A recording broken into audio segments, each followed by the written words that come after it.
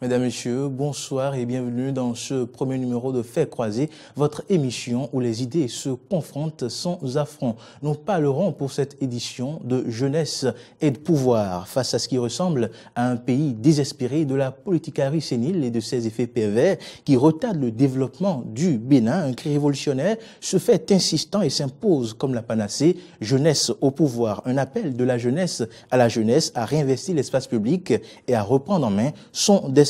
Premier test, les législatives de 2019 où, selon leurs aspirations, les jeunes devraient renouveler le Parlement béninois. Mais des positionnements aux campagnes électorales jusqu'au scrutin, le chemin est parsemé de ronces. Peuvent-ils tenir ce pari d'isolement des aînés? Si oui, comment? Et cette jeunesse au pouvoir, le jeu en vaut-il la chandelle ou est-ce l'arbre qui cache la forêt? Ils sont là de tous les bords politiques, de la mouvance tant de l'opposition. Pour répondre à cette question, eh bien, vous l'avez compris, votre émission Faits croisés vous propose comme thème ce jour « Jeunesse au pouvoir », un slogan galvaudé ou un impératif de suivi.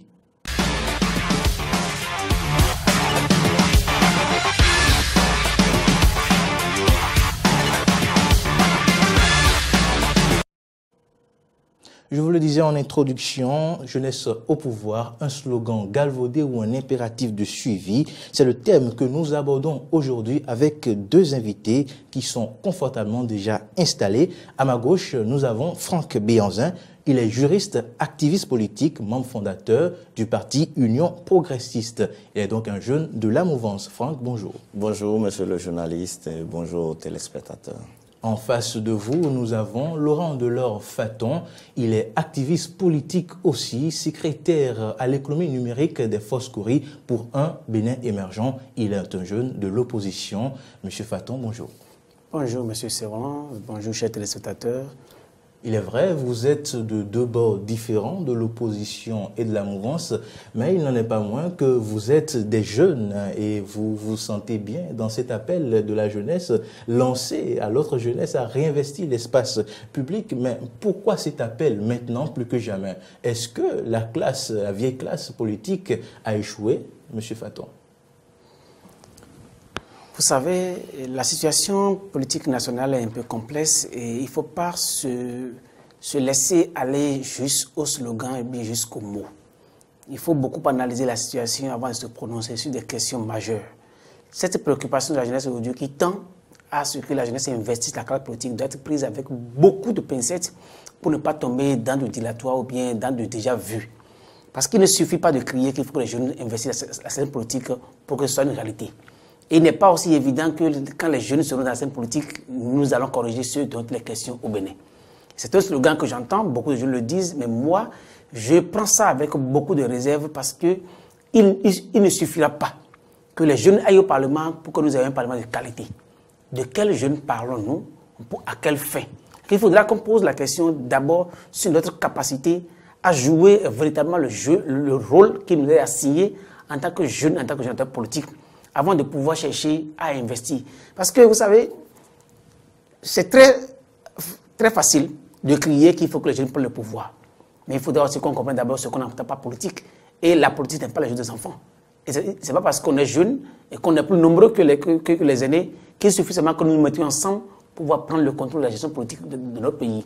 Et si même nous réussissons à prendre le contrôle, est-ce que nous pourrons faire mieux que nos aînés? Parce que dans la classe de nos aînés, je tiens à le préciser, tout le monde n'est pas mauvais. Et ce n'est pas aussi par faute d'engagement patriotique que nos aînés ont échoué. Il y a un contexte qu'il faudra comprendre aussi. Donc, si on ne comprend pas bien le contexte, il y a on va là passer déjà à côté. une première réponse. Les aînés ont donc échoué. Et qu'est-ce qui n'a pas marché dans cette gestion pour qu'on en vienne à cette étape aujourd'hui? Dire que les aînés ont échoué, c'est trop posé, c'est trop dit. Parce que de 1960 à ce jour, il y a eu quand même des avancées, même si ce sont des avancées mitigées. Le Bénin n'est pas resté celui qu'il était au moment où on accédait à l'indépendance dans notre pays.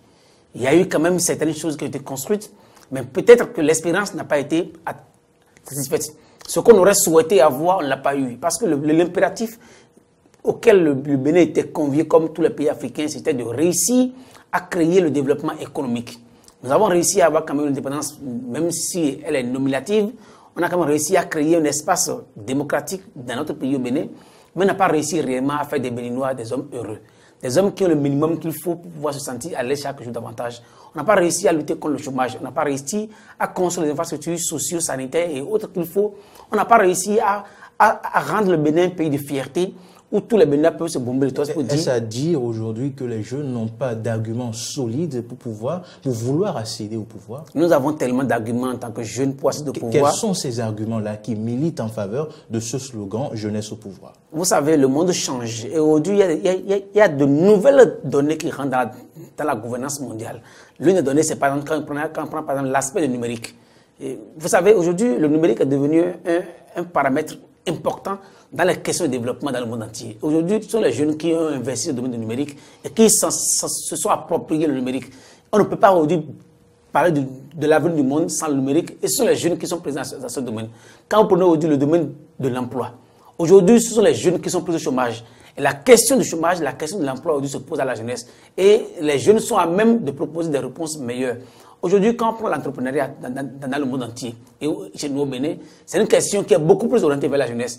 Et pour trouver les solutions à cette question, je pense que les jeunes doivent être aussi là pour penser. Quand on prend l'avenir du monde aujourd'hui, on ne peut pas définir l'avenir du monde sans que les jeunes soient présents. Parce que ce qui est fait contre vous, ce qui est fait sans vous est fait contre vous. Et qu'il y a des questions majeures sur lesquelles les jeunes doivent être présents ou là où on décide. Mais ça ne veut pas dire que dans la société, il n'y a que les jeunes. Il y a aussi la frange de nos aînés qui est là, et nous savons que nous sommes africains. On ne peut pas construire, on ne peut pas bâtir sur du rien. On ne peut que construire sur l'ancienne, au bout de l'ancienne code, comme l'autre l'avait dit. Mais il faut aussi savoir de quelle ancienne code parlons-nous. Parce qu'aujourd'hui, il y a des aînés, qu'on le veuille ou pas, qui ont montré le carence, qui ont montré qu'ils ne sont pas là pour le peuple d'abord. Parce que les jeunes travailleront pour le peuple et pour la patrie. Il n'est pas question qu'on soit jeune, qu'on travaille pour nous exclusivement. Parce que vouloir travailler pour nous exclusivement, ça reviendra à ce que nous sommes en train de dire aujourd'hui. Parce que nous disons que les aînés travaillent pour eux exclusivement et nous ignorent. Demain, il sera question pour nous de travailler pour nous, mais aussi pour nos aînés et pour les enfants, pour la progéniture, ceux qui sont en train de venir. C'est que la question est beaucoup plus complexe et il faudra que nous y allons avec beaucoup de tact pour ne pas commettre les mêmes erreurs. Pour que demain, les enfants ne viennent pas nous dire ce que nous avons dit aujourd'hui à nos aînés. Et que, à mon entendement, le slogan c'est bon, mais de quel slogan parlons-nous, quel est le contenu du slogan? Il faudra que le débat se fasse sur le contenu du slogan, sinon on passera à côté une fois encore. Franck Béhanzin, êtes-vous bien d'accord avec Laurent Delors-Faton? Ce slogan « Jeunesse au pouvoir » n'est pas seulement mieux par le souci de corriger les erreurs de la vieille classe, mais aussi d'apporter la touche de la classe juvénile, d'apporter les innovations. Est-ce là les arguments, les seuls arguments pour vous qui militent en faveur de ce slogan? Je commencerai d'abord par dire que quand nous disons jeunesse au pouvoir, de quoi nous parlons concrètement? De quel jeune parlons-nous? Le jeune en politique pourrait être vu sous deux angles d'abord. Premier, c'est celui-là qui est jeune par rapport à l'âge. Et si je me réfère aux normes ou ce qui est retenu dans certaines institutions et dans certaines chartes ayant rapport à la jeunesse, je pourrais les mettre entre 18 ans et 35 à 40 ans. Ceux-là qui ont encore la vigueur, la force nécessaire à mettre au service d'une nation. De l'autre côté, je parlerai également de ceux-là qui ont dépassé cette limite d'âge, mais qui viennent fraîchement d'arriver en politique, qui ont fait leurs preuves, leurs expériences ailleurs, qui ont encore un peu d'énergie à mettre au service de la nation. On dira également qu'ils sont des jeunes en politique. Et pour de petits exemples, je vais vous dire, quelqu'un qui vient fraîchement en politique, il n'a pas les mêmes expériences que le président Amoussou, par exemple. Et même si le président Amoussou est légèrement plus âgé que lui, ils n'ont pas les mêmes expériences. Donc on pourrait lui dire c'est un jeune en politique. Mais la jeunesse dont nous parlons, je pense que c'est la première catégorie, mais qui n'exclut pas totalement la seconde catégorie dont je parle. Parce que tous ceux qui ont de l'énergie à mettre au service de la nation doivent être appelés. Mais la question fondamentale, qui va pour représenter la jeunesse? Qui va pour servir la nation? Et donc, ça doit être une jeunesse consciencieuse, Vous avez le sentiment que les jeunes ne sont pas suffisamment bien préparés pour prendre la relève? Non, il y en a qui sont dans l'effet de mode. Il y en a qui crient seulement, mais au fond, ne pèsent pas concrètement. Et quand je dis ne pèsent pas concrètement, ce n'est pas la capacité à haranguer, à mobiliser la foule, mais c'est la capacité à donner, à servir en donnant quelque chose à sa nation. Parce que c'est de ça qu'il s'agit. Il ne s'agit pas d'aller dans les instances de prise de décision pour aller régler des questions de survie, comme on dit, comme des questions existentialistes. Pour être clair, le jeune ne vient pas, ou le jeune ne devrait pas venir en politique pour régler un problème de chômage personnel. Dans le concept aujourd'hui, dans notre contexte où certains jeunes appellent à balayer totalement, intégralement la vieille classe, est-ce que vous pensez qu'il faut donner écho à ce sentiment-là qui refuse d'être représenté par les aînés? Ce que j'estime, ou ce que je pense, c'est déjà quand le jeune estime qu'il faut balayer totalement l'ancienne classe, c'est que cette jeunesse n'est pas suffisamment outillée pour aller à la chose politique. Parce qu'il ne pourra pas le faire. Et donc, il vient déjà avec un esprit selon lequel les autres sont mauvais ou quoi. L'idée ou le fait d'estimer qu'il faut chasser toute la classe ancienne pour diriger, c'est déjà le piège, c'est déjà l'erreur, c'est déjà la carence de cette jeunesse. Parce que j'estime, comme l'a dit M. Faton, un État, c'est un tout. C'est les enfants, les femmes, les jeunes et aussi les vieux. Et quand on dit la jeunesse au pouvoir, pour moi, c'est que il y a une voie tracée. Il y a des aînés dont on peut encore tirer beaucoup de choses, qui sont là et qui ont de l'énergie à mettre au service de la nation. Et il faudra travailler avec ceux-là pour construire ou pour reconstruire fondamentalement notre nation. C'est de ça qu'il s'agit, à mon avis. M. Faton, vous partagez cet avis. Est-ce qu'il ne faut pas donner écho à cette jeunesse qui souhaite balayer intégralement la vieille classe? Vous savez, à analyser de très près la situation politique nationale, on se rend compte quelquefois que la jeunesse paraît à des endroits donnés plus perverse que la vieillesse. Parce que nous sommes avec les jeunes, nous sommes avec nous-mêmes. Nous connaissons et nous voyons quels sont les comportements que nous avons quotidiennement. Et ces jeunes, quand vous les voyez poser des actes, vous vous dites, mais merde, est-ce que ceux-là peuvent représenter quelque chose demain? Je ne le dis pas en parlant de moi personnellement, mais je le dis en parlant de nous en tant que jeunes, parce que nous manquons quelquefois de minimum pour vivre ensemble. Nous avons des comportements à un moment donné qui étonnent. On se dit, mais si c'est nous qui allons changer, c'est ces vieux dont nous parlons, est-ce que nous sommes préparés pour y arriver? Et la grande question qui se pose, c'est que est-ce que cette jeunesse a la maturité humaine qu'il faut? Parce que la politique, c'est là de gérer la cité, on a dit, mais c'est d'abord là de gérer ses émotions impersonnelles. Parce que si vous n'êtes pas un homme mûr, vous ne pouvez pas faire la politique. Et le vrai problème que nous avons aujourd'hui, c'est que nous avons une jeunesse qui n'est pas mature. Nous avons des problèmes de personnalité d'abord au sein de la jeunesse et qu'il faut d'abord régler. Il n'est pas question de courir pour aller pour le pouvoir, pour demain faire pire que nos aînés, je l'ai dit tantôt. Mais le vrai problème est que parmi nos aînés, c'est là où le problème est beaucoup plus complexe et ça déboussole quelquefois, il veut dire, on n'a pas des aînés qui sont prêts à accompagner les jeunes. C'est comme si les aînés nous font une guerre de tranchées, ils ne veulent pas nous sentir et ils veulent préserver impérativement leurs acquis et ils ne sont pas prêts à nous tendre la main pour nous aider ou bien du moins accompagner les quelques jeunes qui sont dans cette dynamique de pouvoir faire mieux demain, à les accompagner. Ça fait qu'à des moments donnés, on a envie de donner écho à ce slogan de la jeunesse, mais on ne peut pas y donner écho entièrement parce que si nous écartons tous les aînés, c'est que nous aussi, nous ne ferons rien de bon demain. Mais il faudra quand même qu'en donnant écho à ce slogan de la jeunesse, il faut qu'on trouve parmi nos aînés certains qui sont à même quand même de nous accompagner.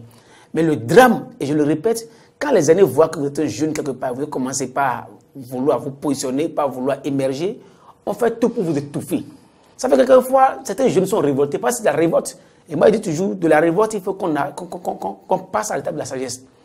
Nous sommes révoltés quelquefois, parce que supposons que vous voyez un jeune quand même qui, dans un quartier, commence pas à émerger, et un vieux reste quelque part, il fait tout pour le déstabiliser complètement. Parce que je dis que si demain, on le laisse le temps, il viendra prendre notre place. Alors que, de manière naturelle, s'il le veuille ou pas, ils vont mourir. ils vont céder place à la jeunesse obligatoirement. Et il aurait seulement fallu que les aînés comprennent eux aussi qu'ils sont obligés de nous tendre la main et de trier parmi nous ceux qui ont quand même du potentiel, ceux qui ont au moins un minimum de patriotisme pour les aider à assurer la relève. Mais c'est là la question se pose. Et que le problème que nous avons aujourd'hui, autant moi je crains quelques velléités, je dirais malsaines dans la jeunesse, autant je vois parmi les aînés certains qui ne sont pas du tout prêts à voir les jeunes. Sur cette question de la jeunesse, vous jugez cette jeunesse, votre jeunesse, d'un peu immature. Cette jeunesse immature est-elle prête selon vous pour affronter cette justice électorale? Vous savez, la question, ce n'est pas de répondre par oui ou par non, mais il faut quand même qu'on y voit de très près. Je prends un exemple simple aujourd'hui. Vous voyez, la charte des partis politiques a été votée. La charte demande à ce que pour créer un parti politique, il faut avoir prévoir minimum entre 30 et 50 millions. Dites-moi réellement, quelle jeunesse béninoise est capable de trouver ce financement pour pouvoir créer d'abord un parti politique afin de nous mettre tous sur une liste pour aller aux élections? Mais cette question n'a rien à voir avec sa maturité. Vous parlez d'immaturité. Non, mais donc, en quoi cette jeunesse est immature? Je précise d'abord que le contexte dans lequel nous sommes ne nous permet pas de nous mettre d'abord ensemble pour aller affronter les élections prochaines. C'est-à-dire que cette hypothèse d'effacer la vieille classe, elle est impossible, presque impossible, parce qu'ils ont créé des textes de loi qui nous obligent, qui nous contraignent à ne pas nous mettre ensemble. Mais quand on parle de la maturité ou non de la jeunesse, vous savez, être député à l'Assemblée, c'est avoir la capacité d'analyser les textes de loi qui sont proposés et de voter les textes en connaissance de cause.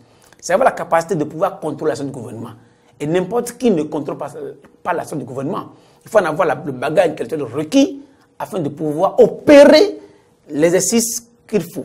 Et le premier niveau, alors, c'est qu'il faut quand même qu'au niveau intellectuel, nous ayons quand même une jeunesse assez bien formée, au niveau intellectuel, qui ait quand même un bagage intellectuel assez solide pour pouvoir faire le travail pour lequel il est convié à l'Assemblée. Je précise, c'est parce que notre système politique n'a pas permis à ce que ceux qui sont illettrés puissent s'approprier les textes de loi et donnent leur point de vue. Aujourd'hui, nous sommes contraints de travailler dans la langue du blanc, dans le français, où tous les textes de loi qui sont envoyés à l'Assemblée ne sont pas traduits dans nos langues. Ça veut dire que celui qui doit être député doit avoir obligatoirement une maîtrise assez profonde de la langue de Molière, afin de l'exploiter dans le but de comprendre bien les textes de loi. Dans d'autres pays, ce n'est pas le cas. Dans d'autres pays, les textes de loi sont traduits en langue et les gens s'en approprient dans leur langue. Ça veut dire que le premier critère aujourd'hui pour les jeunes, c'est que ça doit être formé, solidement bien formé, pour faire le travail. Parce qu'on parle de l'élection législative, on ne parle pas de l'élection communale et autres. Vous estimez qu'ils ne le sont pas suffisamment, qu'ils ne sont pas bien formés? Quand je parle de bien formé, ce n'est pas les diplômes. Je ne parle pas des diplômes. Parce qu'entre le diplôme et la formation, il y a une différence énorme. Aujourd'hui, nous avons beaucoup de diplômés. Mais quand vous les voyez, quand vous voyez certains parmi nous réfléchir, ils se disent, mais est-ce qu'ils ont vraiment le bagage qu'il faut pour y arriver? C'est-à-dire qu'il y a une question de formation intellectuelle dont on a besoin d'abord impérativement. Mais il y a aussi une question de formation politique dont il est question. Quelles sont les formations politiques qui ont formé les jeunes et les ont préparés à exercer le pouvoir politique dans ce pays? Quand nous voyons aujourd'hui ce que nous avons aujourd'hui, et c'est là où le grand drame que nous avons aujourd'hui, tous les blocs et autres qui se font aujourd'hui sont des camps. Pour former quels jeunes, à quelle fin? Parce que l'exercice politique doit se faire suivant la base de militantisme. Aujourd'hui, personne ne doit considérer les forces politiques ici aujourd'hui. Aucun homme n'est formé politiquement pour exercer le métier. Parce que c'est des formations politiques qui sont nées il y a quelques mois, mais quelques jours, je dirais, qui n'ont pas eu le temps de formater, je dirais, leurs militants, de donner le background nécessaire pour aller affronter une élection législative, pour aller affronter l'exercice du pouvoir législatif demain. C'est-à-dire que le problème se pose d'abord là. Le militantisme n'a jamais été une préoccupation des acteurs politiques au Bénin. C'est-à-dire que les jeunes, chacun se lance en politique sans avoir le nécessaire qu'il faut, la base qu'il faut pour pouvoir faire la politique. Ça fait le second aspect. C'est-à-dire qu'après l'intellectuel, il faut la base politique que nous n'avons pas. Mais en dehors de la base politique, il faut qu'on le veuille ou pas, un climat de patriotisme. Sortez dans la rue. Vous allez constater que le Bénin n'est pas patriotique. C'est le grand problème que nous avons aujourd'hui, que ce soit les jeunes, que ce soit les vieux. Le sens du patriotisme manque dans ce pays. Et tant qu'on n'aura pas atteint ce niveau de patriotisme élevé, la jeunesse aura beau aller au pouvoir, il aura pouvoir pour elle, elle aura pouvoir pour elle-même. Et si tant qu'elle aura pouvoir pour elle-même, rien ne changera. On fera la même chose, les mêmes erreurs que nos aînés. Parce que nos aînés, si vous lisez un peu l'histoire politique du pays, il y a des années, ils avaient dit que la critique, les magas étaient mauvais. Et ils les ont combattus férocement. Ceux-là sont partis. Et nous venons aujourd'hui, nous voyons qu'ils n'ont rien fait de bon pour nous. Parce que le sens du patriotisme n'a pas été inculqué comme valeur. Et il faut qu'on mette en place des structures pour le faire. Aujourd'hui, cette structure n'existe pas. On enseigne très peu de patriotisme béninois et on ne se sent pas béninois. Vous savez, je te dis, quand il parle avec les gens, quand vous brûlez le drapeau américain devant l'Américain, il est capable de vous tuer. Mais le béninois, le drapeau béninois, ça ne veut dire rien. Tant qu'on ne va pas amener la jeunesse béninoise à comprendre le sens du drapeau béninois, à comprendre le sens de la patrie, on aura beau faire et nous irons boire l'Assemblée. Rien ne changera de manière qualitative et significative. Merci Laurent Donovato. Franck Béanzin, vous partagez cet avis. Nous avons une jeunesse immature, pas suffisamment formée et pas patriotique. Sur la question, je voudrais commencer par le bas, sur la question du patriotisme. Vous savez, vous me suivez, mes activités, j'ai plusieurs activités dans ce sens, où j'estime qu'il faut rééduquer le Béninois à la question de la citoyenneté. C'est vrai que beaucoup de jeunes ignorent les béabas de notre pays. Beaucoup de jeunes ne s'identifient pas ou n'expriment pas ce profond amour pour le pays, l'attachement à la nation. L'attachement à la nation, d'abord pour tout jeune qui voudrait aller à la politique, est fondamental. Quand on parle de ton état, quel est le sentiment que tu as? Quelle est cette fierté que tu as pour dire « je suis béninois ». Et ça, c'est le sens du patriotisme. C'est ce sens du patriotisme qui gouvernera après toutes tes actions, toutes tes décisions, une fois à la place d'un dirigeant. Quand tu veux prendre une décision, tu dois pouvoir savoir que cette décision, je le prends pour le béninois lambda. Et la solidarité au sein de cette patrie, la solidarité que tu éprouves pour les uns et les autres, devrait t'amener à être un bon dirigeant. Mais ceci dit, je reviens également sur la question abordée par M. Faton, estimant qu'il y a un cadre normatif qui ne favorise pas l'éclosion politique de la jeunesse. Je voudrais m'inscrire en faux, d'abord parce que la politique au Bénin ne date pas d'aujourd'hui, on ne crée pas la roue. Il y a eu la politique de façon pratique. Il y a eu un cadre dans lequel nos aînés ont pu quand même faire la chose. Mais on constate que le dispositif normatif n'a pas permis qu'on ait de vrais militants, n'a pas permis qu'on ait des dirigeants capables de servir uniquement et majoritairement la nation, si je peux m'exprimer en ces termes. Alors, le nouvel dispositif permettra de viser l'intérêt général dans tout d'abord le processus décisionnel pour ce qui est imposé dans la nouvelle charte des partis politiques et dans les lois électorales que nous avons. Le processus décisionnel au sein des partis oblige déjà chaque couche qui compose ce parti à opiner, à donner son avis. Parce que,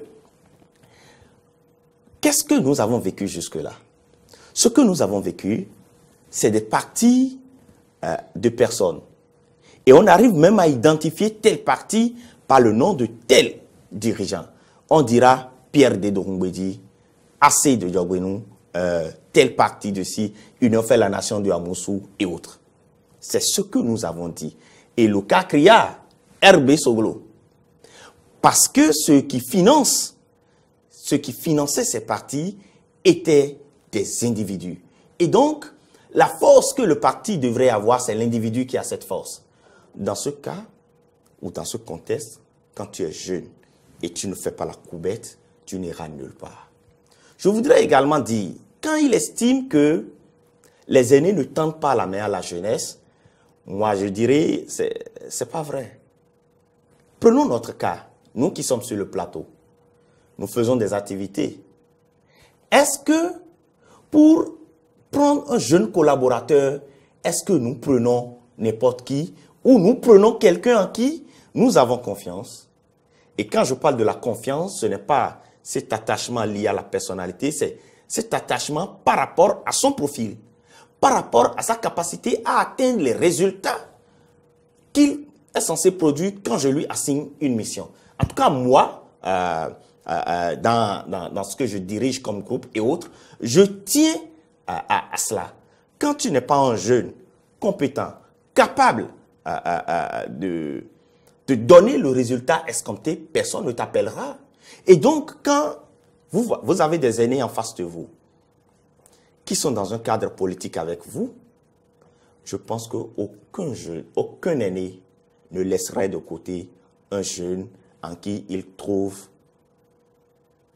des éléments ou une aptitude à utiliser, pas à exploiter, à utiliser au service de la nation. Et de ce chef, je trouve que facilement, ils pourront. En tout cas, moi, dans mon cercle politique, dans notre cadre, nous n'avons pas ce problème parce que tous les jeunes de mon parti qui ont eu une compétence sont appelés et nous avons la main tendue de nos aînés. Mais ce que je dis fondamentalement, pour que la jeunesse soit appelée, il faut que la jeunesse elle-même travaille à avoir une légitimité et un nom de notoriété pour intervenir dans le domaine public. Et sur la question de la maturité des jeunes? Sur la question de la maturité des jeunes, je trouve que c'est une question fondamentale. Parce que nous n'allons pas remettre la cité à quelqu'un qui ne pourrait pas agir en toute impartialité. C'est pour ça, à des moments donnés dans des discours, quand on me pose certaines questions, quand on me dit « Monsieur Benzin, vous allez être élu, vous allez être si », la réponse que je donne, je dis « Si je suis député, le pays gagnerait plus. » Parce que je suis convaincu que j'ai quelque chose à donner à ce pays. Vous savez? Et donc, la maturité, pour moi, est un élément capital. Est-ce que vous estimez, comme M. Delors Faton, que les jeunes ne sont pas assez matures? Non, je ne dirais pas que les jeunes ne sont pas assez matures. Les jeunes, pour ceux que je vois venir dans la scène, sur la scène politique, à part quelques-uns, il y en a qui ont la maturité. Sauf que on ne s'accorde pas peut-être sur la méthodologie et sur la méthode. Et le cadre politique, le dispositif partisan actuel amènera à régler ces problèmes. Parce que, bien évidemment, quand vous n'êtes pas éduqué au militantisme et au patriotisme, je ne sais pas ce que vous venez chercher en politique. Votre champ d'action n'est pas la politique. Le problème de main tendue, ce n'est pas un problème enregistré à l'Union progressiste. Donc, on pourrait conclure que ce problème évoqué par M. Faton est un problème inhérent à chaque parti politique. Donc, au sein de votre formation politique, ce problème se fait sentir. Je ne parle pas de ma formation politique, je parle du Bénin, je parle de l'Union progressiste, je parle des Républicains, je parle du FCBE, je parle de l'USL, de tous les partis politiques. Vous savez, nous avons une sociologie politique au Bénin. Faites seulement un essai. Le jeune est bon, très bon. Mais tant qu'il ne gêne pas les intérêts, il est très bien. Mais dès qu'il gêne les intérêts, dès que vous êtes dans une circonstance avec quelqu'un, dès que vous êtes dans une commune avec quelqu'un, dès que vous devez toucher un tant soit peu les intérêts de certains aînés, il ne faut pas vous sentir. C'est une réalité. Il ne faut pas qu'on fasse de la politique de l'autruche. Nous connaissons le Bénin. Et c'est une réalité au Bénin. Je ne dis pas que tous les aînés sont systématiquement comme ça. Mais en politique, vous le savez, quand on prend quand même au niveau national, les guerres que nous avons aujourd'hui, c'est les guerres de positionnement et autres. D'abord, entre les aînés d'abord. Quand ils voient qu'un est là et que l'autre doit venir, au lieu qu'on cherche à se dire, mais nous devons travailler ensemble pour construire une patrie, c'est qu'on se fait la guerre, on se livre à une guerre à mort. Et quand c'est des jeunes qu'on voit monter dans nos circonscriptions, dans nos communes, dans nos arrondissements, dans nos villages, on connaît bien. Les aînés ne sont pas prêts à céder l'espace aux jeunes. Et même au niveau de nos formations politiques, c'est pareil. Et ça c'est une question sociologique qui est liée à notre pays. Ce n'est pas une question qui est liée d'abord à la politique, c'est une question d'abord qui est nationale. D'abord, il ne faut pas qu'on se leurre là-dessus. Maintenant, quand on rentre en politique, ça devient plus difficile. Pourquoi? Parce que ça se dit, c'est mon territoire gardé. Et c'est la question renvoie aux affaires des partis politiques liés aux individus. Les individus ont voulu maintenir le cap, ont voulu contrôler des régions, et tous les jeunes qui ont voulu bouleverser un tant soit peu les lignes ont été tout le temps saccagés, ont été tout le temps détruits littéralement. C'est resté comme une constante au Bénin, partout, du nord au sud, là, c'est comme ça au Bénin. Et que le défi, est d'abord comment nous faisons pour que, et les jeunes et les aînés, nous sachions que nous devons nous tendre la main les uns aux autres pour construire ensemble, même si c'est au sein de nos formations politiques. Vous allez voir tout à l'heure, parce que justement, je suis tellement heureux que M. Benzin parle quand même de l'Union progressiste. Tout à l'heure, nous verrons tout à l'heure par rapport quand les positionnements vont commencer. Vous allez voir cette guerre, parce qu'il y a une volonté des jeunes qui veulent émerger. Les aînés tendent la main aux jeunes, mais vous allez voir quand il sera question de positionner les jeunes dans les circonstances électorales, vous allez voir comment la guerre va se faire, elle va se faire de manière rude. Ce n'est pas question, c'est national. Et que cette question, il ne faut pas qu'on se leurre, elle est incontente. Mais, ça ne doit pas amener les jeunes à se décourager. Rien ne s'obtient gratuitement. Les aînés que nous considérons aujourd'hui, hier, ils avaient bouleversé des lignes pour être là où ils sont aujourd'hui. Et ils pensent qu'il n'est pas question qu'on bouleverse les lignes à leur niveau. Nous avons l'obligation en tant que jeunes de bouleverser aussi les lignes pour que notre place soit une place acquise. Mais je ne veux pas qu'on acquiert des places pour la forme, que la place soit acquise pour le fond et la forme. Qu'on dise oui, ces jeunes ont de la valeur, ils se sont imposés, mais le résultat est aussi positif. Je pense que ce combat doit se faire de manière digne. Mais que nous aussi, nous devrons voir demain les promoteurs de cette même pratique que nous dénonçons aujourd'hui. Parce que c'est là le grand défi. N'est-ce pas trop tard? Est-ce que les jeunes ne sont pas infectés par ces virus qui ont gâché le bilan de ces aînés? Vous savez, un homme n'est pas un robot. Un homme peut changer avec le cours de l'histoire. Au moins, le contexte change les hommes. C'est-à-dire que le contexte peut nous amener quand même à changer certaines choses à un moment donné. C'est-à-dire que ne nous leurrons pas. Beaucoup de choses peuvent encore être changées si nous prenons conscience des défis qui nous restent à relever. Mais ces jeunes, est-ce que vous reconnaissez, comme Laurent Faton, qu'il est encore possible de corriger l'état à noter chez les jeunes? Oui, ce que je dis, c'est pour ça, moi je dis que là où nous sommes actuellement, nous avons un bon début. Un bon début parce que déjà, c'est des normes qui encadrent désormais. On s'est mis d'accord sur la question de la gestion clanique des partis, par exemple. Mais à partir du moment où, si on va au bout de ce processus de loi qui se fait, à partir du moment où c'est l'agent public qui intervient, et je suis jeune, tu ne peux plus te prévaloir du fait que c'est toi qui dépenses plus que moi dans le parti. Non. Là, maintenant, nous aurons à faire un combat d'idées. Qu'est-ce que tu proposes dans le parti? Qu'est-ce que je propose? De l'autre côté, quand on dit on veut balayer les aînés, quand on est jeune et on tient ce discours, on doit tenir ce discours avec assez de rigueur envers soi-même. On a dit à la mère de Napoléon que son fils a conquis la France. Et à elle de dire, c'est bien, pourvu que ça dure. Quand vous voulez balayer l'aîné, sur quel principe on veut balayer l'aîné? Parce qu'il a fait 10 ans à l'Assemblée, parce qu'il a fait 20 ans à l'Assemblée, parce qu'il est maire. Mais il n'y a pas de principe. Nous devons travailler à ce qu'il y ait des principes, qu'il y ait des règles officielles. Je suppose, si nous disons que pour être député au Bénin, tu ne dois pas faire plus de 3 mandats, alors il y a une disposition normative qui dit quand tu es élu 3 fois successivement, tu n'es plus candidat. Soit cette règle doit être à l'interne, au niveau des partis, ou ça doit être une loi qu'on finira par voter plus tard. La limitation des mandats.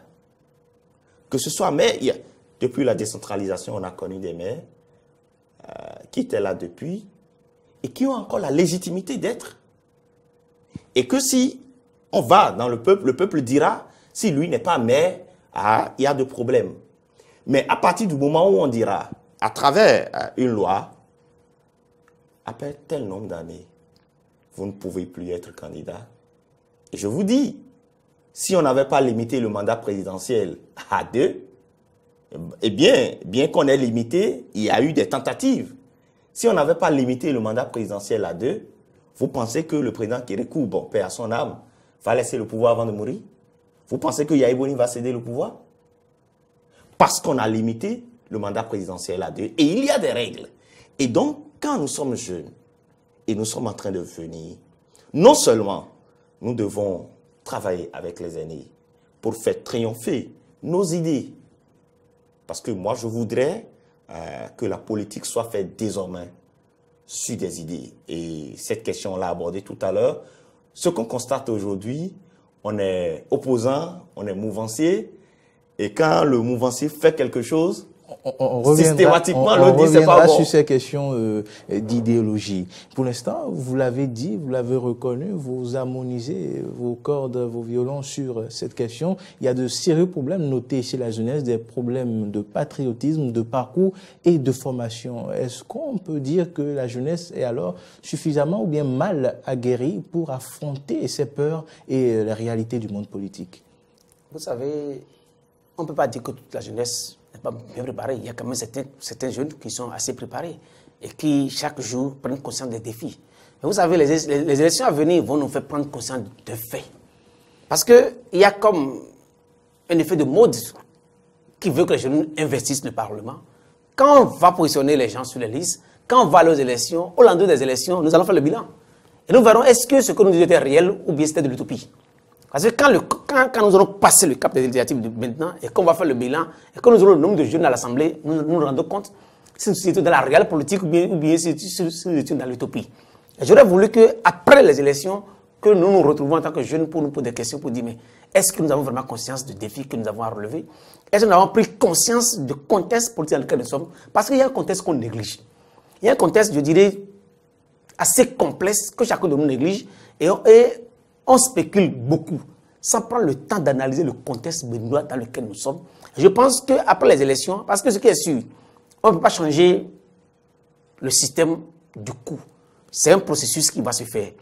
Quand on va finir l'élection, je pense que le meilleur travail à faire par la jeunesse béninoise, c'est qu'on se retrouve, parce qu'au début, j'ai fait. Les dés sont déjà jetés, on sait déjà qu'il y a des blocs un peu partout, et chacun a déjà ses blocs, ses positionnements. Quand on aura fini, j'aurais voulu qu'on se voit entre nous, jeunes, pour nous poser des questions, les bonnes questions. Qu'est-ce que nous avons fait réellement pour avoir ce tour à l'Assemblée? Et comment pouvons-nous faire pour que les choses changent durablement? Et qu'est-ce que nous avons à proposer comme offre désormais à notre population, à notre jeunesse? Parce que là, quand je vois M. Béazin, quand il parle d'un début, moi je suis toujours sur ma fin. Hein. Rien n'a changé, c'est depuis peu. On a pris les mêmes choses qu'on a recommencé. Parce qu'on avait deux problèmes majeurs qu'il fallait résoudre au Bénin, en matière politique. La transhumance et la question de la création de la pléthore de partis politiques. Il fallait en finir une fois pour de bon. Mais on n'a résolu ni l'une ni l'autre des questions. Elles sont restées intactes parce que le système qu'on a mis en place n'a pas résolu le problème. Parce que pour résoudre le problème politique, il faut le résoudre au niveau idéologique. La politique est basée sur une idéologie, toujours. Elle n'est jamais basée sur autre chose. Mais les partis politiques au Bénin n'ont pas d'idéologie. Et on aura beau changer les choses, on va se retrouver à la même situation au départ, parce que sans idéologie, vous ne pouvez pas vous distinguer. Mais l'avènement sur la charte des partis politiques, me semble, n'a pas résolu le problème d'idéologie, non. Parce que nous notons l'idéologie est facultative. L'Union sociale libérale qui prône le libéralisme social, nous avons d'autres, le progressisme, n'est-ce pas, M. Franck Béazin? Votre parti possède-t-il désormais une idéologie ou non? Ce que nous allons dire, c'est vrai qu'on fait la politique au Bénin. Il y a l'idéologie contemporaine de la politique, parce que si tu me demandes l'idéologie politique que moi, Franck Béazin, pas l'Union progressiste, que moi, Franck Béazin, je vais prôner au Bénin, je vais te dire, je ferai le triomphe du guizoïsme. Une idéologie qui tirera sa source de comment ce roi avait géré la cité et tout, en prenant, il a développé l'agriculture et tout. L'idéologie, quand on dit idéologie en politique, c'est que quand on voit les gens de tel parti, c'est qu'on voit en eux, si telle question vient, aujourd'hui et demain, voilà la position qu'il donnera. C'est de ça qu'il s'agit. Et c'est pour ça que je dis à mon vis-à-vis que nous sommes au début et on doit pouvoir atteindre cet idéal, cet objectif. Déjà, on exige des partis qu'il faut avoir un projet de société. Ce n'est pas nouveau. Qu'il faut avoir, qu'il faut avoir une ligne claire. Ce n'est pas nouveau. À partir du moment où on demande cela et on exige que cela soit réel. Parce que de l'autre côté, c'est qu'on a disposé, mais on n'a jamais veillé à la mise en œuvre. Et c'est pour ça que je dis à tous ceux qui veulent opiner sur la question politique à la date d'aujourd'hui, de faire une lecture systémique des dispositions. Parce qu'il est dit désormais, quand vous êtes un parti politique et vous allez sur 2 ou 3 élections et vous n'avez pas d'élu, vous perdez votre statut de parti politique. Vous voyez, déjà, la question de pléthore de partis politiques va être réglée à ce niveau. Parce que, oui, on accepte, vous avez réuni toutes les conditions pour constituer. Mais il y a la survie. Donc, il y a la question de la création de partis politiques et la question de survie des partis politiques. Quand on constate que vous n'avez pas la légitimité ou vous n'arrivez pas à convaincre la population pour laquelle vous vous êtes engagé pour aller en politique, au bout d'un temps, on dira, bon, vous n'êtes plus habilité à exister comme parti politique. Je voudrais également dire qu'il ne faut pas être pessimiste. Il faudrait que nous expérimentons. Et je crois que la gouvernance interne, c'est pour ça que je dis, la gouvernance interne des partis politiques a un rôle fondamental à jouer. Et que les jeunes doivent déjà travailler pour faire triompher leur position au niveau des partis politiques. Il a dit tout à l'heure que au soir de 28 avril, nous allons évaluer. C'est trop tôt. Nous allons évaluer parce que, quel que soit le bloc, nous savons aujourd'hui que les élections, c'est plusieurs paramètres. Je prends un jeune bon qui a tout fait pour se faire positionner sur une liste, mais qui n'a pas l'assentiment nécessaire de la population. Parce que le discours politique aussi s'apprend. Et il faut savoir ce que vous allez dire. Et donc, vous pouvez être positionné et être censuré. Mais vous pouvez être positionné et ne pas être élu. Sur la question des idéologies sur laquelle nous sommes partis, il faudrait quand même reconnaître que la charte des partis politiques a réglé ce problème de pléthore de partis politiques d'idéologie. Nous étions à plus de 200 partis politiques. Aujourd'hui, on parle de 10 partis politiques et on note des idéologies. Le socialisme, les républicains qui défendent une idéologie, les progressistes qui martèlent qu'ils ont une idéologie, les First Corée pour un Bénin émergent. Pas qu'on martèle, on a une idéologie. Monsieur Laurent Faton. Je leur précise qu'un parti politique au Bénin, en dehors des PCB, n'a d'idéologie. Y compris votre parti. Y compris la FCB. Aucun parti politique n'a d'idéologie. Parce que le mécanisme partisan au Bénin ne l'a pas imposé comme norme. On ne l'a pas imposé, c'est facultatif, l'idéologie au Bénin. Et quand on dit idéologie, c'est une ligne qui est d'abord le spirituel, et qui vient dans le social, et qui projette un avenir. C'est un modèle de société qu'on conçoit à travers l'idéologie. J'ai comme l'impression que vous philosophez sur la question. Quand on prend une idéologie, c'est un modèle de société qu'on prévoit. Quand vous prenez le communisme a décrit un modèle de société que ceux qui sont communistes défendent. Quand vous prenez le libéralisme, c'est un modèle de société qu'ils ont défini, qui défendent. Les écologistes, c'est un modèle. C'est que quand on prend l'idéologie, c'est qu'on définit, qu'on sait le cadrage dans lequel on est. Aujourd'hui au Bénin, tout le monde parle de tout et personne ne parle de rien en réalité. Les communistes, il faut les suivre depuis tout le temps. Ils sont restés fidèles à leur ligne idéologique. Ils n'ont pas changé. Mais quand on prend aujourd'hui les couples, parce que vous savez, il y a un contraste, il y a quelque chose d'inédit qui se passe aujourd'hui au Bénin quand on prend les blocs de la mouvance. 2 blocs qui prônent 2 idéologies contradictoires, opposées, diamétralement opposées, mais qui soutiennent le même régime. Et alors, dites-moi, de quelle idéologie parle-t-on? En quoi c'est les idéologies? Non, en quoi les idéologies? Non, il faut pas ventiler. Aucun parti politique au Bénin n'a d'idéologie. Martel, Laurent Delors-Faton, êtes-vous d'accord? Votre parti, l'Union progressiste, n'a-t-il pas d'idéologie? Je ne suis pas de cette position. Moi, je sais que le progressisme prône une idéologie. D'abord, nous estimons qu'il faut gérer autrement la cité, qu'il faut la rationalisation des dépenses publiques, qu'il faut le respect de l'état des droits et autres. Voilà les principes que nous sommes posés. Ces principes ne sont pas idéologiques, ce sont des principes universels, universels liés à toute gouvernance dans le monde entier. C'est pour ça que je vous dis que vous êtes en train de philosopher sur la question. L'idéologie d'abord philosophique, elle n'a jamais été politique. L'idéologie, on a dit le communisme. Nous savons la ligne du communisme. Il y a les démocrates. Nous connaissons leur ligne. Il y a social-démocrate. Nous savons de quoi il s'agit.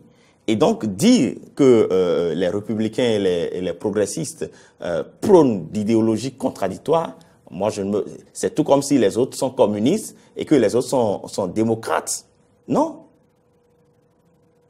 Non, on ne peut pas, à la date d'aujourd'hui, dire ces propos, justement, quand on est jeune et qu'on veut aller à la politique. Contester, on peut dire que la question n'est pas vécue de la même sorte qu'ailleurs. Mais il y a un début et je pense que déjà, on fera, ou déjà, il y aura du respect strict de cette disposition avant que votre parti n'ait l'autorisation légale d'exister. Vous savez, il ne faut pas qu'on fasse de la bagarre à la tête des populations. Les républicains, ce sont des conservateurs. C'est un système politique qui tend à conserver les acquis qu'on a eu par le passé, à conserver la tradition et à maintenir un cap sur la conservation. Non. Les progressistes sont des gens qui pensent que l'état dans lequel on est, il faut faire des réformes pour aller vers le progrès. C'est ceux qui disent qu'on maintient un certain nombre d'acquis et on fait des mutations pour aller en avant. Vous me regardez les deux. Non, le problème, c'est ça je dis. C'est ça je dis. Regardez les deux. Tu prends la définition d'un mot et tu colles ça à un parti pour dire que c'est l'idéologie qu'il vante. Pourquoi avez-vous choisi l'idéologie? Les membres des partis sont à même de Non. C'est pas des membres. C'est défini. Ce n'est pas fait de membres. Ils n'ont pas inventé les idéologies. Non, ce n'est non. D'accord, ça veut dire que vous allez me dire que quand on dit maintenant qu'on est écologiste, l'écologisme c'est autre chose. C'est que vous allez me dire que l'écologisme n'est pas connu. Quand vous dites que vous êtes vert, ce n'est pas connu. On ne sait pas ce que les verts font dans le monde entier. Quand on dit communiste, on ne sait pas ce qu'ils font dans le monde entier. Ce n'est pas propre au Bénin. C'est pas propre au Bénin. Le capitalisme est une idéologie qui est liée tout le temps aux démocrates, qui est liée tout le temps en France. J'ai comme l'impression que vous voulez attribuer. Ce que je dis est ceci. Quand j'ai dit que la FCB n'a pas une idéologie. Parce que nous n'avons pas une idéologie claire. Quand une idéologie, c'est un modèle de société que vous prévoyez à travers une ligne directive. Elle est d'abord philosophique avant d'être politique. On ne peut pas qu'on fasse de l'amalgame. Elle est d'abord idéologique, elle est d'abord philosophique avant d'être politique. C'est-à-dire que dedans, il y a tous les aspects de la société qui sont cadrés. Si vous choisissez, vous pouvez inventer un nouveau modèle au Bénin en Afrique. On peut inventer nos modèles. Mais aujourd'hui, les modèles dont vous parlez sont les modèles qui sont connus dans le monde entier. Ce n'est pas le Bénin qui va l'inventer, ce n'est pas les blocs d'un moment qui vont l'inventer, c'est des choses qui existent et qu'on connaît. Les gens Laurent Delofaton, Franck Béhanzin, ce qui est sûr, un travail reste à faire, vraisemblablement, à vous écouter sur cette question d'idéologie afin de permettre à ces jeunes des partis, des différents partis, de bien s'imprégner de cette idéologie et bien d'agir conformément à cette idéologie-là. Et puis, sur une autre question soulevée par Laurent Delofaton, un bilan au soir du 28 avril avec les jeunes. Ma question est celle-ci. Est-ce que les jeunes de tous les bords sauront se reconnaître et s'unir en une jeunesse après les législatives pour défendre l'intérêt supérieur de la nation contre le pouvoir de l'agent et aux réalités du monde politique? Laurent Delofaton. Vous savez, si en 90, nos aînés ont jugé utile de se retrouver pour faire la conférence de la nation en dehors de toutes leurs divergences, ça veut dire qu'ils ont senti à un moment donné qu'il y avait une nation. Si la jeunesse, nous pensons que l'avenir de ce pays, dans les 20 prochaines années, 30 prochaines années dépend de nous, nous pouvons faire taire nos querelles politiciennes et partisanes pour nous retrouver au soir des élections. Ça peut être 6 mois, ça peut être 3 mois après les élections, on peut se retrouver entre nous pour dire, on fait un bilan de la participation de la jeunesse aux élections de 2019 pour voir quel avenir projeter. Parce que la question de la jeunesse n'est pas une question liée à la mouvance ni à l'opposition. La question de la jeunesse, elle est unique. Elle concerne le chômage, elle concerne l'emploi, elle concerne l'éducation, elle concerne notre participation en tant que citoyen d'abord au développement de ce pays, elle concerne notre participation en tant qu'acteur politique aux décisions politiques, elle concerne aussi notre participation en tant que jeunesse béninoise dans le conseil de la nation, des autres nations. Parce que ce n'est pas une jeunesse béninoise qui est exclusivement au Bénin. Nous devons aussi participer à la dynamique de la jeunesse mondiale. C'est-à-dire que c'est des questions qui concernent toute la jeunesse sans appartenance politique. Et nous devons nous retrouver pour en débattre si nous pensons qu'au-delà de nos formations politiques, nous avons une nation, un avenir. Parce que la question de la jeunesse, elle concerne les 25 prochaines années. Et si nous ne la faisons pas, nous allons subir, comme aujourd'hui nos aînés subissent ce qui se passe aujourd'hui. Il faut qu'on se voit pour discuter dans un climat de sérénité, sans parti pris, où on se sente quand même tous concernés par des questions d'une génération. Est-ce que vous pensez, vous sentez que cette jeunesse ou bien ces jeunesses sont capables de s'unir, de se rassembler en une jeunesse pour opérer ce que vous dites là? Vous savez, l'émission que nous avons fait est suivie. Je lance comme ça un appel à chacun de nous. Je lance un signal pour que nous puissions quand même déjà que chacun de nous commence à réfléchir. Pour dire d'accord, après les élections, il faut que nous revoyions. Parce que cette initiative ne dépendra que de nous. De Bianzé, de moi et d'autres jeunes que nous connaissons tous sur la scène politique nationale. Si, écoutez, nous connaissons tous en réalité. Nous ne sommes pas des Togolais ni des Nigériens, nous sommes des Béninois. Et nous connaissons, nous avons des contacts. C'est une volonté. Ça dépend de chacun de nous. On se peut dire d'accord, écoutez les amis, on a fait les élections, on a le bilan, retrouvons-nous. Et on va trouver les parcelles qu'il faut pour que nous retrouvions entre nous. Personne ne peut nous empêcher. À moins que nous soyons tous naïfs et pensons que nous pouvons changer les choses en restant chacun de nous dans notre camp. Franck Bouyanzin, vous pensez que c'est possible? Je dirais d'abord que la question de la jeunesse au pouvoir, je le reprécise, c'est une question qui transcende les partis, qui transcende les blocs. C'est une question nationale, qui concerne tous les jeunes du pays, qu'ils soient politiques ou non. Et vous allez voir, tout au début de ce débat, de cette émission, j'ai commencé par dire qui nous appelons jeunes. Et quand je reviens, je pars de là pour revenir à votre question, beaucoup de jeunes sont en politique, mais n'ont pas pris le temps de lire ne serait-ce que la charte nationale de la jeunesse du Bénin. C'est une charte laconique. On doit pouvoir arrimer également cette charte sur les dispositions, sur les normes ou sur le nouvel dispositif politique ou partisan que nous sommes en train d'avoir. Parce que quand tu prends la charte de la jeunesse au Bénin, c'est une définition, je reviendrai sur la notion un peu philosophique où on dit la jeunesse est dans la tête. Et vous allez voir tous nos aînés, quand vous commencez le débat sur la jeunesse, ils vont vous dire, nous sommes jeunes. Bien sûr, la jeunesse c'est un état d'esprit. C'est un état d'esprit. C'est la phrase préférée des aînés. La Justement, mais quand on va cantonner... Est-ce que vous sentez qu'au lendemain des élections législatives de 2019, les jeunes sont capables de s'unir? Oui, j'en viens là justement. J'en viens là parce qu'il faudrait qu'on définisse clairement qui est jeune. Parce que nous n'allons pas rester éternellement dans cette situation très large, d'une définition large, l'acto sensus de la jeunesse, où tout le monde est jeune, à tout moment. À 70 ans, il te dit « je suis jeune ». Et il traite ceux qui ont 80 ans de vieux. Et donc, par rapport à cette question, par exemple, que tu sois jeune de la société civile ou de la société politique, si on dit, on veut se réunir, opiner sur la charte de la jeunesse, je ne vois pas ce qui va t'empêcher de répondre à cet appel, par exemple. Et c'est en faisant ça que nous pourrons dire la jeunesse, on pourrait catégoriser, voilà ce que nous estimons jeunesse politique, voilà ce que nous estimons jeunesse de la société civile, voilà ce que nous estimons. Parce que la question qui concerne la jeunesse, moi je ne trouverai pas d'entorse à répondre à une invitation voulant parler de la jeunesse. Sinon, pourquoi je lutte? Le jeune qui refuse ne sait donc pas pourquoi il lutte. C'est ce jeune-là qui vient juste régler un problème individuel, une question, un intérêt personnel et non l'intérêt général. Parce que si c'est, quand on parle d'enfant au Bénin, on sait qui est enfant. Parce que nous avons un code de l'enfant qui définit l'âge, qui donne les limites. Mais quand on parle de jeune, qui est jeune? On retiendra la tranche d'âge de 25 ans, 40, 50. Qu'un test béninois analyse ça. Non, nous savons que ce slogan « Jeunesse au pouvoir », nous parlons de ces jeunes-là qui vont jusqu'à 50 ans. Qui vont juste à 25, 30, 35, 40.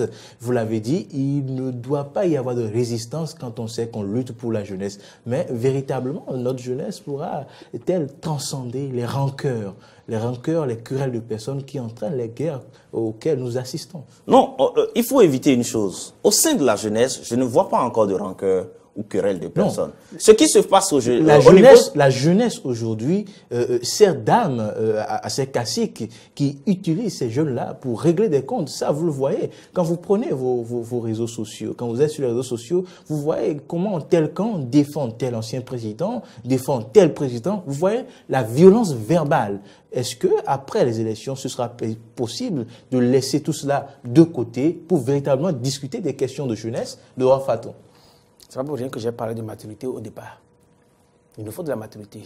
Quand on n'est pas mature, pour savoir que la politique, elle est un fait. Mais les hommes sont aussi des hommes. Il faut que nous arrivions souvent à faire la démarcation entre nos comportements politiques et nos comportements en tant que citoyens. Parce que nous ne sommes pas politiques à tout moment. Nous sommes d'abord fils du Bénin, béninois, avant d'être acteurs politiques. Et il faut que nous retournions chaque fois à cette distinction entre les deux. C'est le béninois qui est devenu acteur politique. Et quand il est question du Bénin, c'est le béninois qui doit répondre. Alors il faut que il y ait une certaine maturité au sein de la jeunesse pour que nous puissions faire la démarcation, pour savoir que quand il est question de la jeunesse béninoise, c'est tous les jeunes béninois sans exception. Et moi, il y a quelque chose qui me fait plaisir, beaucoup plaisir. Sur les plateaux, je suis souvent, quand nous finissons de faire le débat politique entre nous, on se retrouve entre nous, toujours on rigole. On est heureux, entre nous on discute. Après les plateaux, on continue toujours d'échanger. Quand tel là fait telle chose dans ton camp, on appelle tel pour le taquiner un peu, on rigole et puis on continue. Je sens quand même qu'il y a un certain fair play qui est en train de naître au sein de la jeunesse. Je souhaite vivement que ce fair play reste et qu'en dehors du combat politique, nous puissions nous retrouver autour des verres, autour des repas, autour même pourquoi pas faire des week-ends entre nous, discuter et rigoler entre nous et après retourner dans nos arènes politiques pour commencer parce que la politique c'est d'abord une affaire d'idées et non une affaire de personnes. Vous notez ce fair play-là au sein de la jeunesse, de tous les bords? Tout à fait. C'est pour ça que je dis qu'au sein de la jeunesse, nous, on n'a aucune lutte entre nous, genre lutte personnelle, non. Mais ce qui s'observe, c'est que quand tu vois tel jeune derrière un leader, un jeune qui ne sait pas ce que c'est que la politique, il prend le leader qui n'est pas du même bloc que son patron comme adversaire. Non, rien. Non. En tout cas, jeune que je suis, moi, je n'ai pas ce problème. Mais tant que je vais voir M. Faton sur une question nationale, opiner, et je ne vais pas être d'accord sur la ligne, je l'appelle, je dis, M. Faton, sur cette question, tu t'es trompé. Je l'ai fait la dernière fois avec un collègue qui a écrit un article sur la décision du certificat de conformité. Je l'ai appelé, je lui ai dit, tu as péché parce que tu as enclenché, tu as démarré ton article par le principe de légalité, mais à la fin, tu as failli. Là, nous avons discuté sur des questions de principe, sur des questions tangibles. Mais je ne vais pas me mettre à dire Faton SPVE, c'est mon ennemi. Oh, non, on n'a pas ce problème. Et donc, nous, il y a même du fair play. Il y a même du fair play parce que la tolérance politique au Bénin est très élevée, et même parmi les aînés. Mais d'où vient cette violence sur les réseaux sociaux? Non, cette violence sur les réseaux sociaux, il faut dire, c'est ça, je dis, il y en a qui sont venus pour faire du commerce.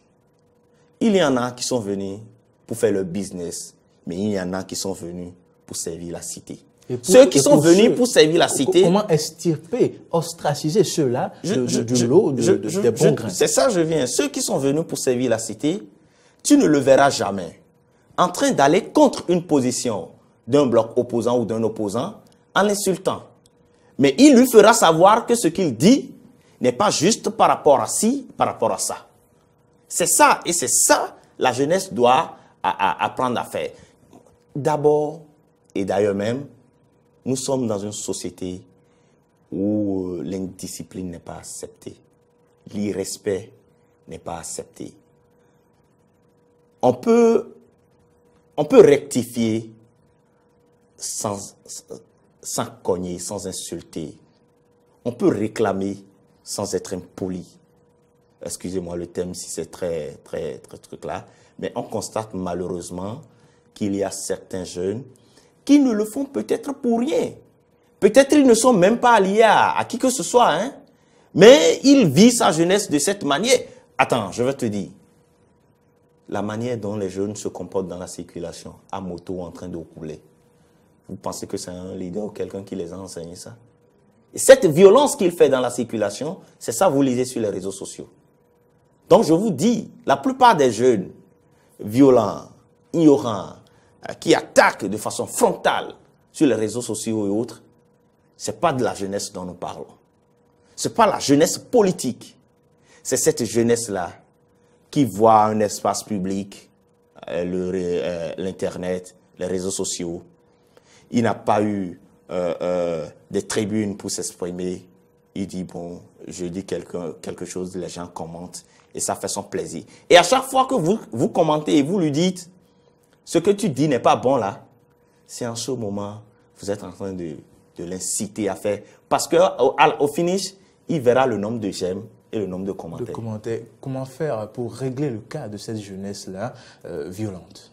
Vous savez, la question du numérique est beaucoup plus complexe chez nous au Bénin parce que c'est une nouvelle aventure.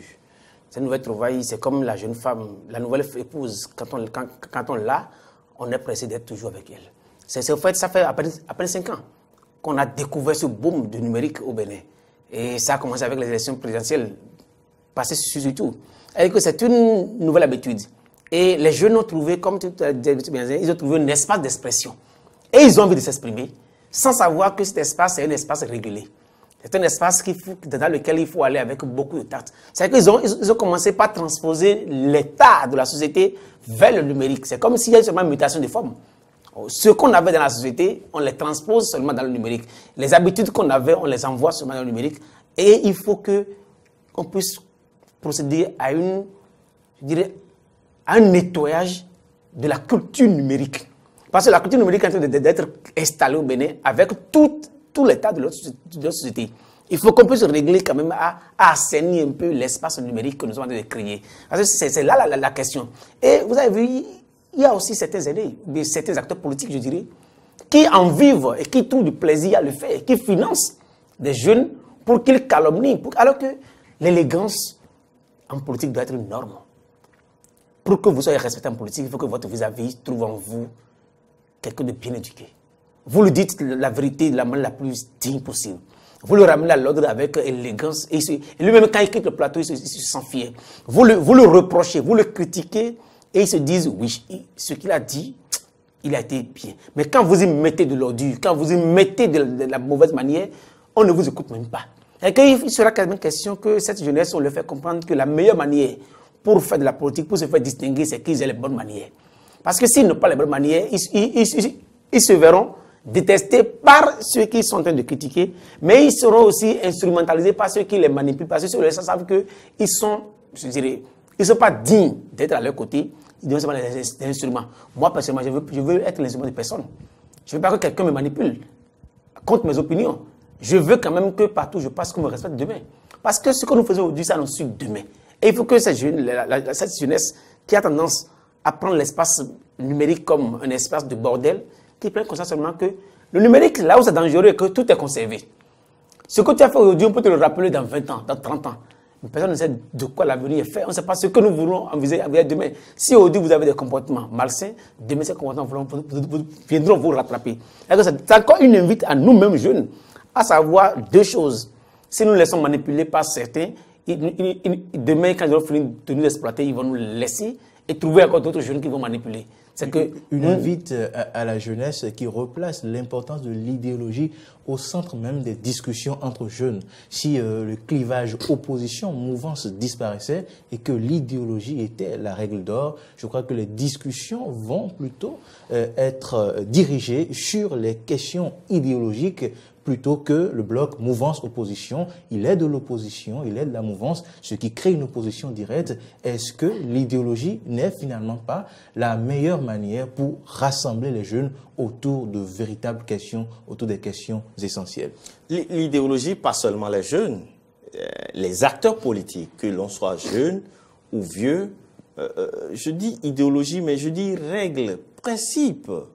C'est comme, je vous donne un exemple palpable. Je suis quelqu'un, je défends l'environnement. J'aime l'environnement. Je lutte pour ça. Je suis de la mouvance. Vous pensez que le jour où un opposant va porter une proposition de loi pour protéger la faune et la flore, je vais me mettre à dire c'est une mauvaise loi? Là, je suis contre moi-même. Le jour où je vais soutenir cet opposant, parce qu'il porte un projet ayant rapport à la protection de la faune et de la flore, tous les Béninois diront, M. Béhanzin défendait l'environnement depuis et il est resté fidèle à sa position. Je suis opposant.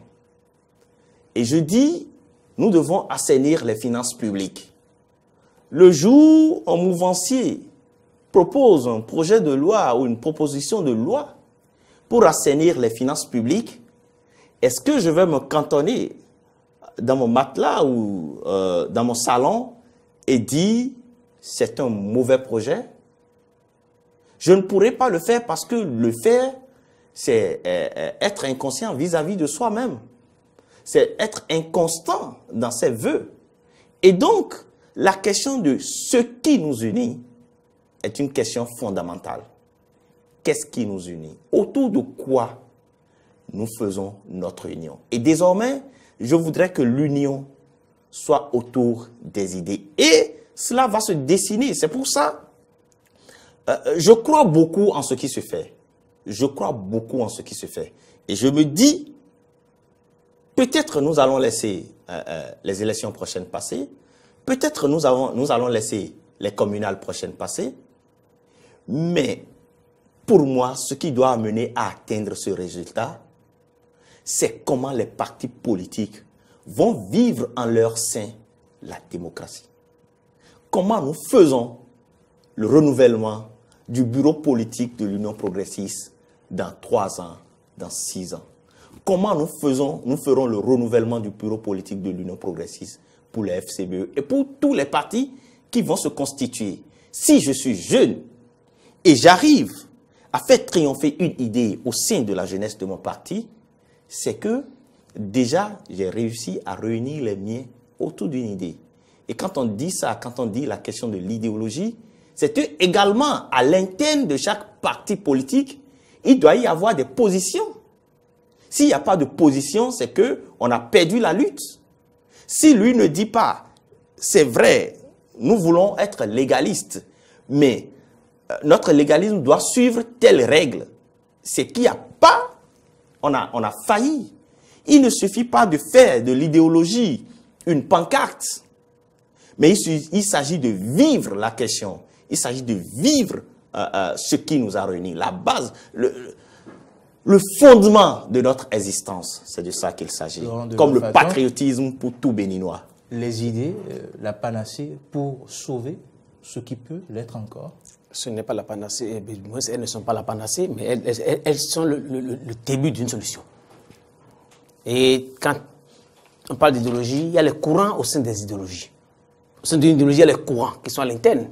On peut être au sein des écologistes et avoir des courants au niveau écologique, et qu'on peut créer des courants à l'interne. Mais d'abord, si on doit faire la politique dans le contexte moderne, avec la démocratie moderne, elle doit être basée sur des idéologies.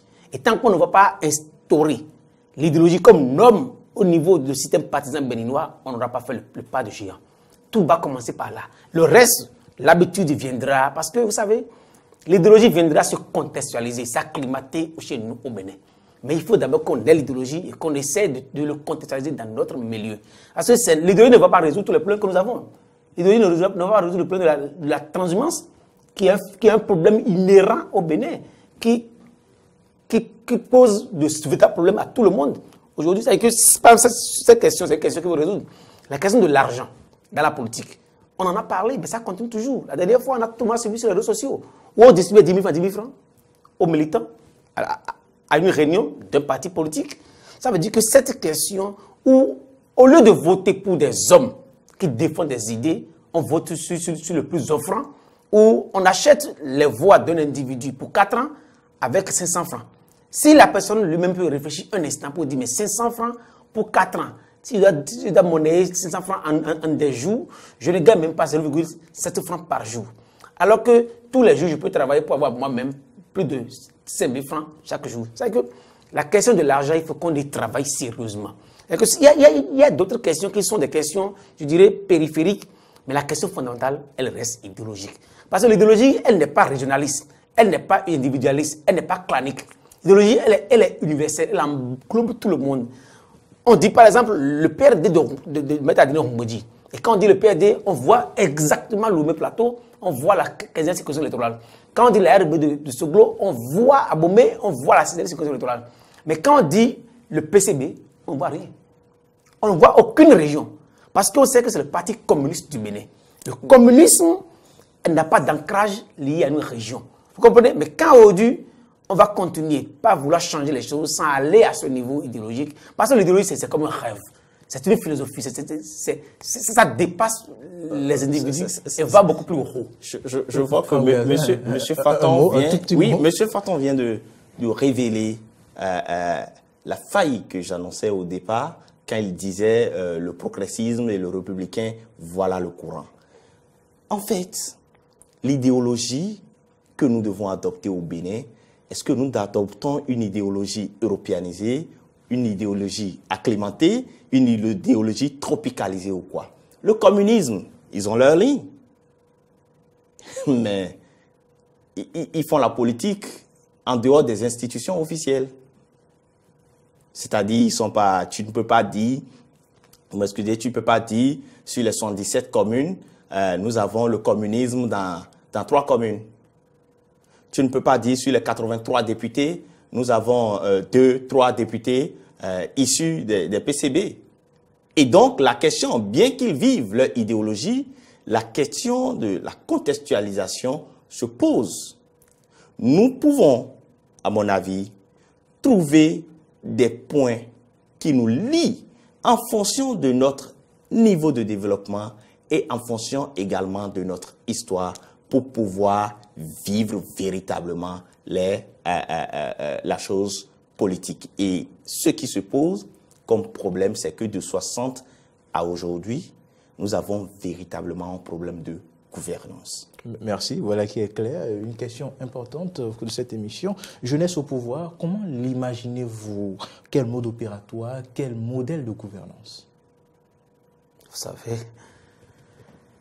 c'est un peu complexe la question parce que la question ne se laisse pas à première vue prendre parce que le mode de gouvernance dépendra de chaque formation politique. Et chaque formation politique qui définira la méthode de gouvernance qui est propre à leur philosophie, à leur idéologie, normalement. Et quand on dit jeune, chaque jeune a son parcours. Chaque jeune a sa vision du monde qu'il doit incorporer dans son parti politique. Et un jeune ne gouvernera jamais seul.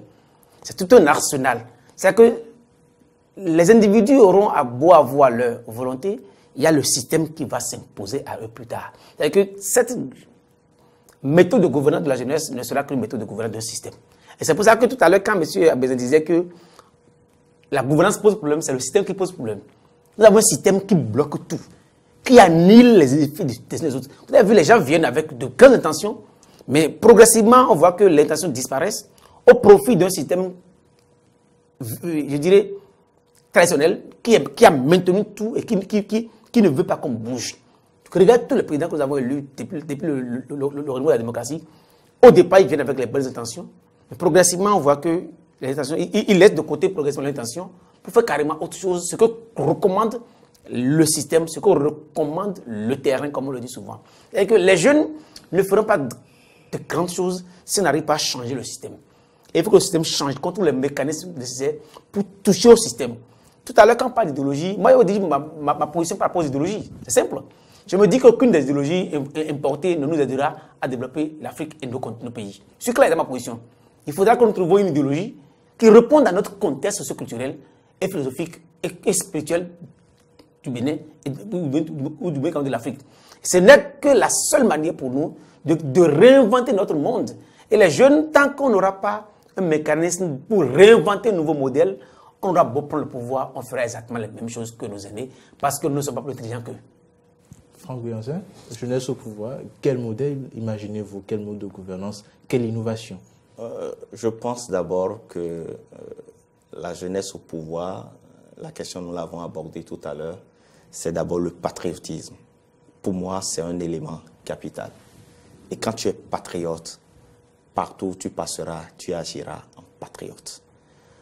La jeunesse au pouvoir, c'est ce jeune-là qui pourrait savoir qu'en votant une loi à Porto Novo, c'est une loi qui parlera de la grande mer de Tchaourou, de la grande mer du Bénin profond. La jeunesse au pouvoir, c'est cette jeunesse-là qui saura que pour gérer la chose publique, il faut que le trésor public soit plus riche que le citoyen. Nous n'allons pas avoir une jeunesse qui travaillera à avoir un compte privé plus doté. La microéconomie ne doit pas être au-dessus de la macroéconomie. Nous devons travailler de sorte que chaque jeune, où qu'il soit, doit pouvoir agir en considérant que nous sommes tous dans un ensemble et que si nous ne posons pas le pas d'une bonne gouvernance, ce sont nos enfants qui en souffriront parce que nous vivons les affres des temps passés. Et si nous ne le savons pas, nous allons creuser des trous pour les générations à venir. Nous devons agir maintenant pour sauver, pour régler les questions actuelles et prévenir les questions futures. Jeunes au pouvoir, je pense que nous devons être prêts à faire de la rigueur sur nous-mêmes. La rigueur d'être sérieux et de convaincre sur tout ça. Parce que nous ne voudrions pas être déçus après la prochaine législature pour dire les jeunes qu'on a envoyés, qu'ont-ils fait? Ce qui m'amène à poser ma question, sinon ma dernière question, jeunesse au pouvoir, finalement, est-ce un slogan galvaudé ou c'est un impératif de survie? Vous savez, pour moi, personnellement, ce n'est pas un slogan normalement, parce que pour moi, j'ai une référence, je le dis partout, c'est l'Assemblée de 91 à 95. C'était une Assemblée nationale digne, où il y avait des intellectuels avertis, des gens qui avaient un sens du patriotisme élevé. Ils ont des noms que nous connaissons tous. Les Charles Direcpo, les Dankrono, les Tevoidile et autres, les Bruno Moussou. Dans le temps, on sentait que c'était le Bénin plus que tout. Il n'y avait pas de l'à peu près. C'était des gens qui étaient là pour travailler pour le patrie. Je pense que jeunesse au pouvoir doit être un élan, à défaut de faire mieux que l'Assemblée de 91-95, d'être quand même à l'image de cette Assemblée, pour donner un peu plus de fierté. Parce qu'en ce temps, tout le monde était fier de suivre le débat parlementaire. Parce que les débats étaient des débats d'un niveau élevé. On sentait des gens qui avaient quelque chose à donner à leur patrie, des gens qui étaient là pour défendre une cause, pour permettre à chaque Béninois de se sentir fier d'être Béninois. Moi, jeunesse au pouvoir, c'est comment faire pour que des jeunes aillent au Parlement et instaure une nouvelle dynamique au niveau du Parlement pour que le débat parlementaire soit un débat riche, un débat patriotique, un débat qui fasse plaisir à tous les individus partout dans ce pays. C'est mon rêve. C'est ce pourquoi je ferai le combat avec d'autres jeunes pour que nous soyons au Parlement, pour donner une nouvelle image, pour rendre l'Assemblée nationale plus noble et lui donner cette lettre noble, comme on le dit, pour que partout on se dise oui, ce sont des parlementaires dignes de porter le nom d'honorable, de porter le nom de député. Franck Bianzin, votre réponse sur la question, jeunesse au pouvoir, un slogan ou un impératif de survie? Pas un impératif de survie, mais un impératif de la restauration de l'image de notre pays. Pour révéler le Bénin, il faut des jeunes compétents dans des instances de décision. C'est pas seulement, et quand on parle de pouvoir, c'est vrai que nous sommes à l'approche des élections législatives, mais ce n'est pas seulement au Parlement, c'est dans nos communes également.